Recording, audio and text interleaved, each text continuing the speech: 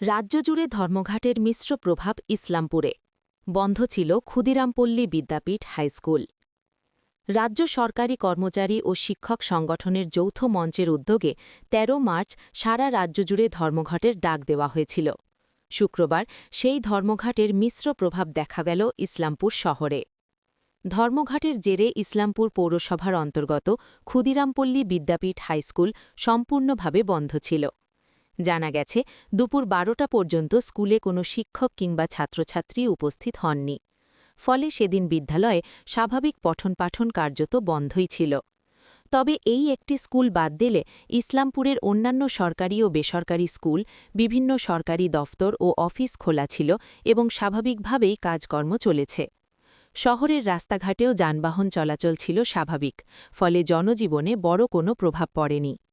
এ বিষয়ে এবিটি-এর সদস্য গৌতম বর্মন জানান, যৌথ মঞ্চের ডাকে এদিন সারা রাজ্য জুড়ে ধর্মঘট পালিত হয়েছে। তিনি দাবি করেন, ইসলামপুরের সাধারণ মানুষ এই ধর্মঘটকে সমর্থন করেছেন। রাজ্যে আজকে ধর্মঘট চলছে। রাজ্য সরকারি কর্মচারী এবং শিক্ষকরা আমরা ধর্মঘট ডেকেছি। আপনারা জানেন যে গোটা দেশের তুলনায় পশ্চিমবঙ্গে রাজ্য সরকারি কর্মচারী এবং শিক্ষকরা সবথেকে কম বেতন পাচ্ছে। যে ন্যায্য যে ডিএর অধিকার এই সরকার দিচ্ছে না, এবং দীর্ঘ আইনি লড়াই, একটার পর একটা মামলায় এই রাজ্য সরকার হেরেছে, আমরা শিক্ষক কর্মচারীরা জিতেছি।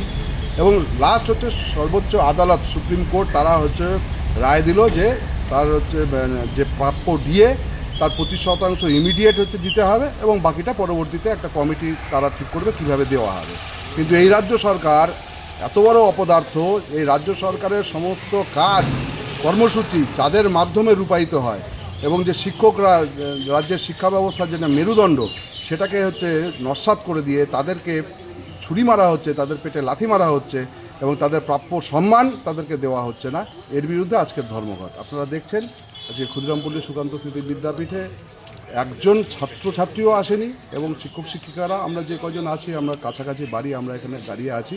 তারা দু একজন যারা এসেছিলেন এই বন্ধকে বেশিরভাগই সমর্থন করেছেন, তারা আসেননি। যারা দু একজন এসেছিলেন তারা ঘুরে চলে গেছেন। অন্যান্য ইসলামপুরের বিভিন্ন স্কুল সহ বেসরকারি অফিস এবং সরকারি অফিস সম্পূর্ণ খোলা রয়েছে, কী বলবেন? অন্যান্য স্কুলের মধ্যে আমরা যতদূর খবর নিয়েছি যে দু একটা স্কুল খোলা আছে সেখানে উচ্চ মাধ্যমিকের প্র্যাকটিক্যাল পরীক্ষা হচ্ছে। আপনারা খোঁজ নিয়ে দেখুন যে যাদের প্র্যাকটিক্যাল পরীক্ষা আছে 40 জন 50 জন স্টুডেন্টের শুধু তারাই উপস্থিত হয়েছে স্কুলে, বাকি ছাত্রছাত্রীরা উপস্থিত হয়নি। এবং সেখানেও ওই প্র্যাকটিক্যাল পরীক্ষা নেওয়ার জন্য যে শিক্ষকদেরকে দরকার, যারা পরীক্ষা নেবেন এক্সামিনার, তারাই উপস্থিত হয়েছেন। বাকি সার্বিকভাবে ইসলামপুরের যা খবর এবং রামগঞ্জ এবং গ্রামীণ এলাকাতে ব্যাপক ধর্মঘট হচ্ছে, সর্বাত্মক ধর্মঘট হচ্ছে।